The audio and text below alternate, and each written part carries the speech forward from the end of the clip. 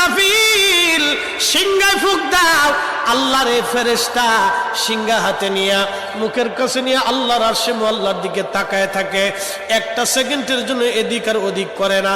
কখন রব হুকুম দিবে সিংহায় ফুৎকার দেওয়ার জন্য, যখন সিংহায় ফুৎকার দিবে কুরআন বলতেছে ইদাস সামাউ ফাতারাত, আকাশ ভেঙ্গে ভেঙ্গে ভেঙ্গে ভেঙ্গে পড়তে থাকবে। ওয়া ইদাল কাওয়াকিবু তাসারাত, সমগ্র নক্ষত্রগুলি ভেঙ্গে ভেঙ্গে ভেঙ্গে ভেঙ্গে পড়তে থাকবে।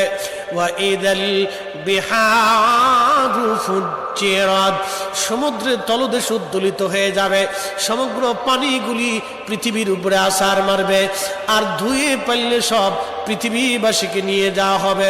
ওয়া ইদাল কুবুরু বুসিরাত, কবরের ভিতরে যাহা আছে সব আমার মালিক আমার রব বের করে দিবে।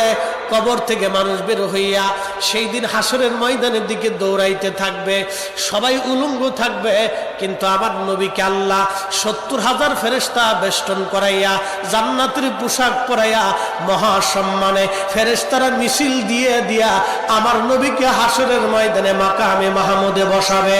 একবার জোরে বলা যাবে কি আল্লাহু আকবার।